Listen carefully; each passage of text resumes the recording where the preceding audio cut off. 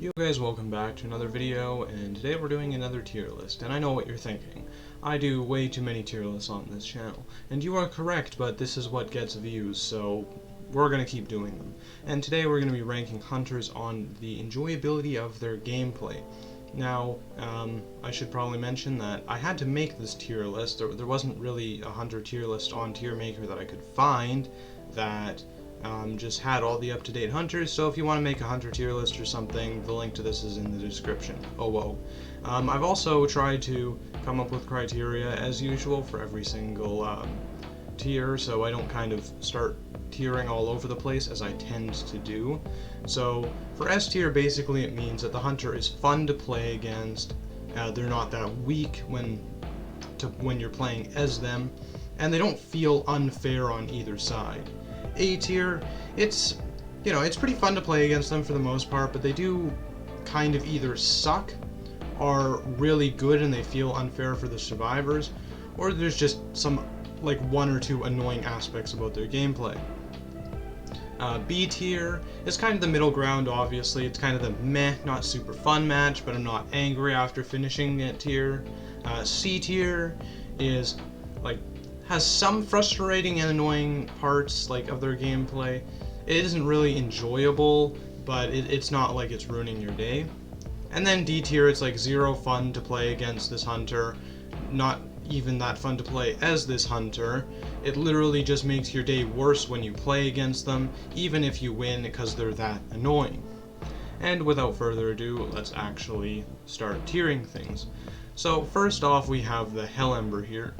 Now I feel like Hell Ember, he's a hunter that is really hard to play. It's not that fun to play as him, unless you're like really good with Hell Ember. And honestly, when you're playing anyone but are really good at Hell Ember, it's not exactly that fun to play against him either. There's nothing really inherently bad about his gameplay, but there's nothing special either, so I'm just gonna put him in the B tier. I think he is just kind of a meh hunter. Next we have the Smiley Face, who, when you play against high tier Smiley Faces, more or less, like when you play against Smiley Faces that have to, use the modified drill and slug survivors to win, it's just an annoying mechanic, and that's kind of just what Smiley Face players have to do to win, and it's annoying for everybody. And it's annoying, it doesn't really make you angry after the match is finished, per se, but it's not exactly fun to play against that, and it's just a really, really annoying factor about him. Otherwise, it's pretty enjoyable to play against Smiley Face, but that one part of him, part of like his winning strategy, really puts him in the C tier for me. Next we have the Gamekeeper, who, honestly, I think B tier.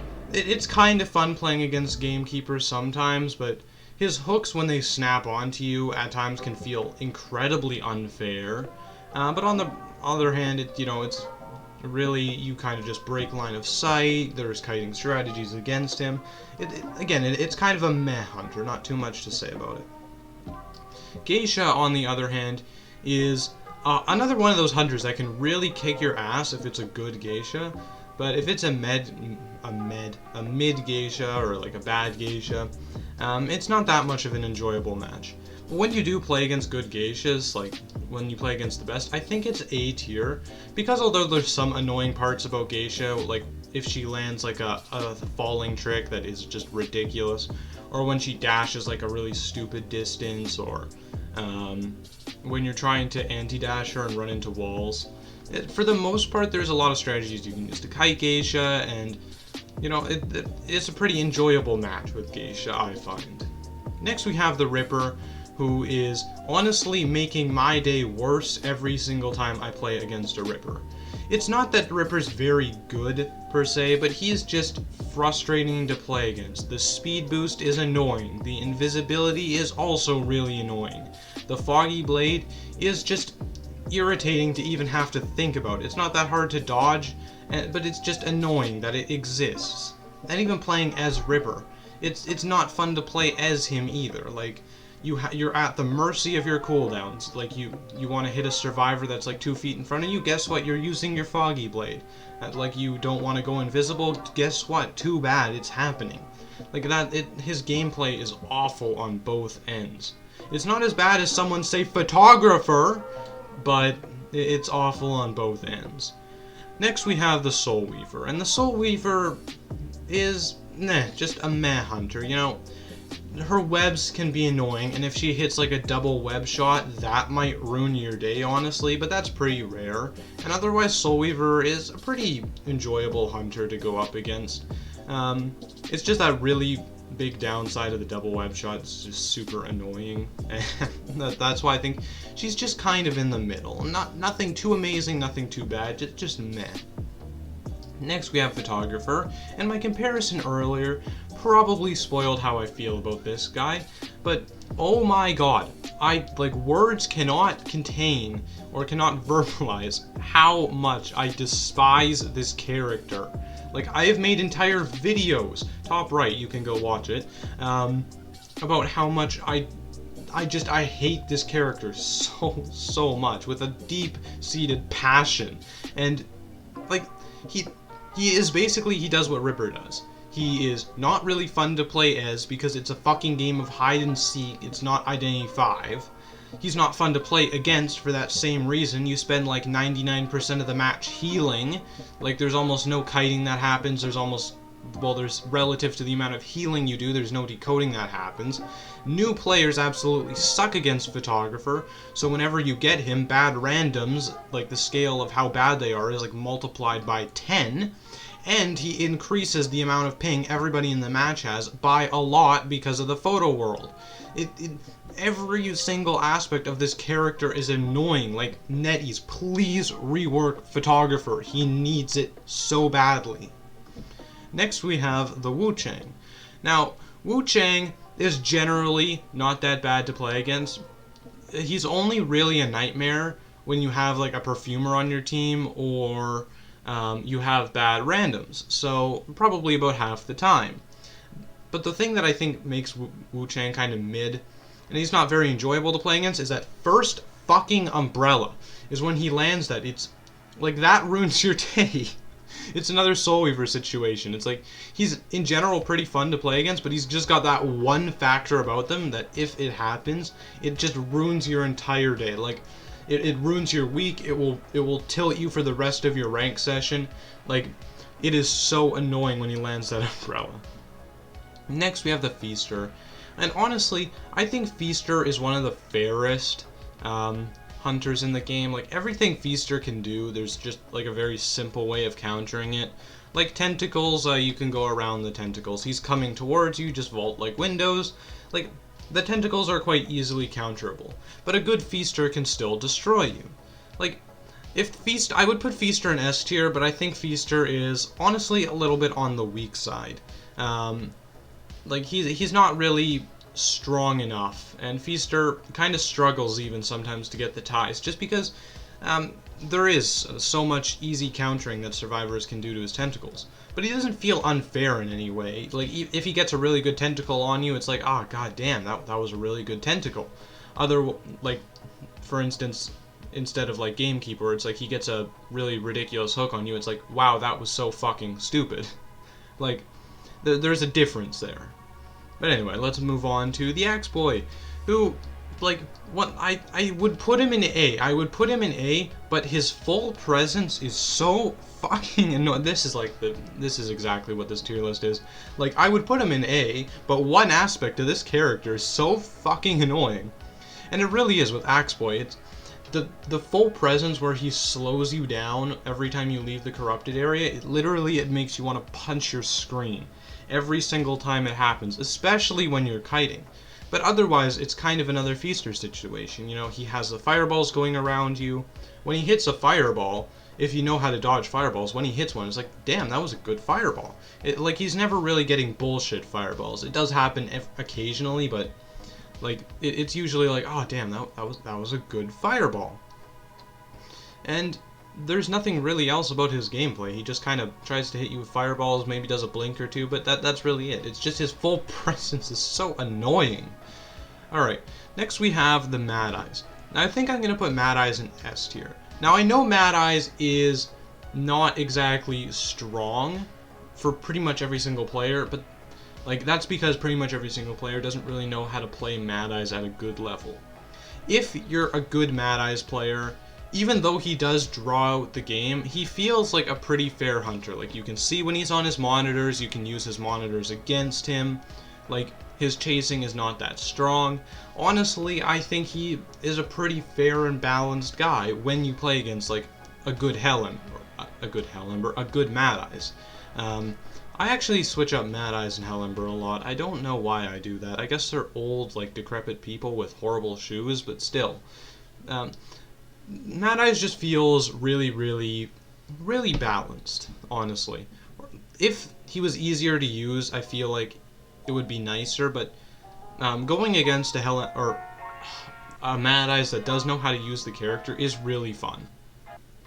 Next we have the Dreamwitch, who I would put in S tier again because there's a lot you can do to counter Dreamwitch, but she is a little bit too strong right now. Like, her leech marks come back, in my opinion, way too fast.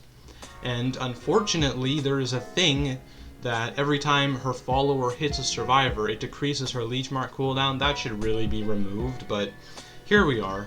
Like, there's nothing really bad about Dreamwitch. You know, she can have multiple traits, which can be annoying. But I mean, like, once you understand that that's how it works, it's usually not the end of the world. And Dreamwitch can feel pretty fair and balanced. And there's nothing really about Dreamwitch that is super bullshit except for how fast she leeches and her map pressure. Like, it's her being, like, a little bit too good that is the annoying part about Dreamwitch, not her actual gameplay, if that makes sense. It probably doesn't.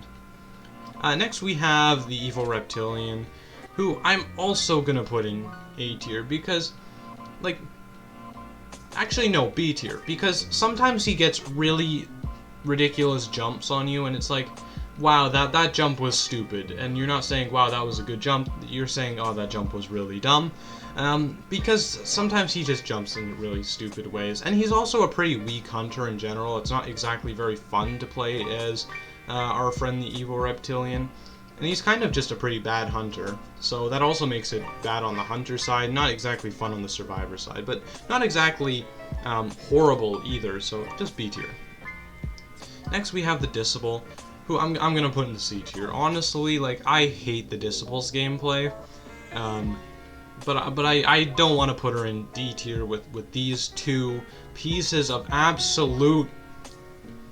Anyway, and the kind of, like, she throws her cats out, right? And sometimes the cats hit you, and it's like, wow, that cat really should not have hit me. Also, her camping is really annoying, and I think a lot of hunters that have good camping, it's like, oh my fucking god, just let me rescue, go away. Or maybe that's me just really sucking at rescuing, not sure. But that's kind of what it feels like. It's like, it's not gonna ruin your day when you go against Nan, but it's not really a fun match. Next we have Bloody Queen, and I'm gonna be honest, the best part about playing against Bloody Queen is looking at the pretty skin, because otherwise this hunter is not that fun to play against at all. Like, she throws up an Aqua Mirror, and if you don't have anything to counter the Aqua Mirror, well, you're getting hit. Yay! And then she blinks you and you're down. Like, there's nothing really bad about her gameplay, it's just, it's so, I don't know, it's so the same every single match. And you could technically say that about every hunter, but Bloody Queen just, it really feels like the exact same thing is happening every single cooldown of her mirror. She's like every single 12 seconds, I believe it is. It's like, oh, now the mirror's coming up, gotta counter it. Oh, now I gotta look out for blink. Oh, the mirror's coming up, gotta counter it, now I gotta look out for blink. Oh, the mirror's coming up, gotta counter it, now I gotta look out for blink. That's basically her gameplay in a nutshell. And that's basically what it is for the entire match. Unless she has, like, trump card or something, but you know what I mean. Like, it's just so samey. And she's also really good right now in rank. Next we have the Violinist, who I'm gonna give another B tier to. I know, there's a lot of hunters in B tier right now, but Violinist, there's nothing great about him. And there's nothing bad about him. Like, a lot of his skill shots, if he does hit the Sonata, or whatever it is, the Demon Notes, I can't remember, it feels like, oh damn, that was a really good Sonata. But other times it's like, wow, that really shouldn't have hit me. And this happens a lot with, like, the his full presence, the refrain thing where he like sends out multiple bars from the center of his sonata. Like, that is so buggy because you can be on top of the lines and it not hit you. You can be in between the lines and it does hit you. It's like that it really doesn't abide by the laws or the models that are set there, really. At least I find him that way. And for that reason, he's not very fun to play against. He's not bad, though. It's like, it's a violinist. At least I can, you know, kind of counter, do the cipher rush, stuff like that. Alright, next we have the guard 26, who I'm honestly going to put in the C tier. I'm a guard 26 main, but, like, I find him very fun to play as, but honestly, as a survivor, he's not that fun to play against. Like, his chair camping is super annoying because the guard 26, he throws bombs everywhere, yada yada, you know how it goes with the guard 26. And his chase is not fun to really play against either. It's like, oh, bombs, and it's kind of the same thing as Bloody Queen, it's kind of linear, but it's not as bad as she is. It's just kind of annoying in general to play against him, especially because of the camping. Next we have the Sculptor, who I'm honestly gonna say after nerf, Sculptor is probably D tier. No, Sculptor is probably B tier, because once she still gets her full presence, it's like, fuck off with your tier 2 statues. I just go jump into the dungeon and like never come out. Basically, that's how you feel against the Sculptor's like full presence. Until she gets full presence, she feels like a super fair hunter. Like the skill shots, it's like, damn, you got me with that statue. That was a good statue. But she also has like these statue combos where you get hit like 2 or 3 times by like the same set of statues, and it's like, oh my god, I'm so angry right now. That doesn't really happen that often though, and it's mostly when she has the tier 2s that happens. So until she reaches full presence, A tier hunter, after that C tier hunter. So I think the reasonable thing to do is put her in B tier. The Nayad. Honestly, I would put Nayad in A tier again. Actually, you know, I think I might put Nayad in S tier. And I'm gonna put her in A tier here. Because, like, of the one reason that you can't see, like, a visual representation of where her abyss is. When she makes, like, a triangle or whatever with the water. And you cannot see where the edge of it is. That is so fucking annoying. And I cannot tell you how many times I've just been like chilling in shack or whatever against a nayad, and then all of a sudden realized, oh look, my water's at like 75%, and it's been just passively going up for all this time, and I was just like looking around wondering where the heartbeat is coming from. Like, that happens to me all the time. I really wish I could see on the floor, like some sort of wavy zone or whatever, that it was happening. Otherwise, Nayad is pretty fun to play against. Like, she's well-rounded everywhere. That's just that one stupid thing really bumps her down for me. But maybe it's different for you guys. Next, we have the Breaking Wheel, who I'm gonna put, honestly, in D tier. His gameplay, it's kind of a Bloody Queen situation, where it's like the same thing over and over again. But it's even worse because of the stupid fucking snap that he can do. It's like, honestly, playing against a Breaking Wheel is like you pray your first teammate kite's good, / has a good window to work with. Otherwise, it's like, oh, got rescued from the chair, getting snapped, didn't even get a chance to kite, this is so fun, I'm enjoying life, I'm enjoying game. And when you play against a Breaking Wheel, even if you win, it's not very fun, and when you lose against a Breaking Wheel, especially when you lose badly, it literally... especially for me, I just want to turn I will stop the rank session right there, and I just get so tilted from this character. Next we have the Undead, who honestly, I think is a pretty B tier character, maybe A tier actually, because there's nothing super annoying about his gameplay. It's pretty fun to play against, and it's really fun to play as Percy. Like, honestly, dashing all over the place, it is very fun to play as him. And, you know, every time he hits, like, a jump over something, or if he hits, like, a really nice dash, it's like, damn, that was a good dash. It's not, wow, that was so stupid. It does happen, like, the wow, that was so stupid moments, they do happen occasionally, but they're not super common with Undead. the one thing that is annoying about him is teammates really don't know how to kite Undead, and also the bleed out mechanic is kind of sucks. I'm not gonna lie, the bleed out mechanic is really annoying to have to deal with. Next we have the Nightmare. And the Nightmare is an interesting case, because the Nightmare is kind of like old Geisha. He's really strong in low tiers, and he's not at all fun to play against in low tiers because he feels so broken. And in high tiers you never see him because he's actually garbage.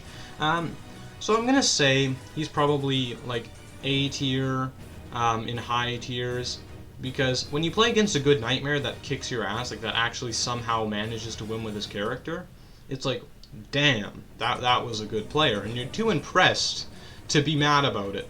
But in low tiers, it's probably a C tier, so I'm just going to do a situation where I put him in B tier.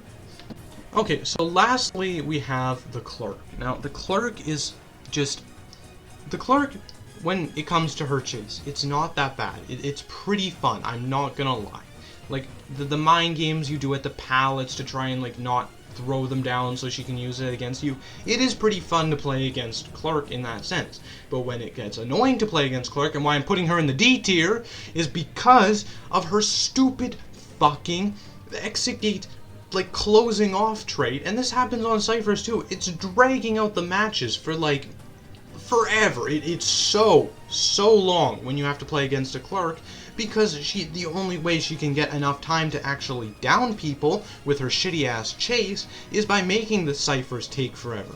Now, her chase late game isn't as bad as it is early game, but for real, like, you're sitting at an exit gate, and this is so annoying with the exit gate, and you decode it for like 2 seconds, and Clerk is like, oh, now she's looking at me, now I gotta wait here for another 10 seconds, wait for that to just not happen, and if you try and decode it, it's like, oh great, now all my progress is reduced. Thank you game, thank you for making this character. It is, that one thing is so annoying to deal with. Every single time you're in a Clerk match, it's like, please get me out of this goddamn match because it's taking so long. It's kind of the same thing with Photographer, except Clerk doesn't spike ping super hard, but Clerk can, like, stop Cypher Rush so much, it can drag out the game for literally eternity.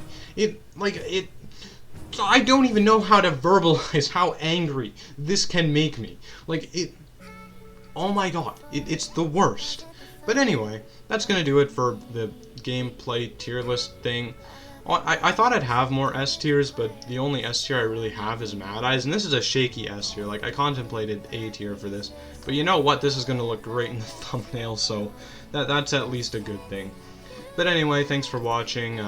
Subscribe for a free cookie that totally exists, and you will definitely get. And also download my Discord bot if you like Identity 5, because it's cool, and if you don't, you'll get bad randoms for the rest of your life.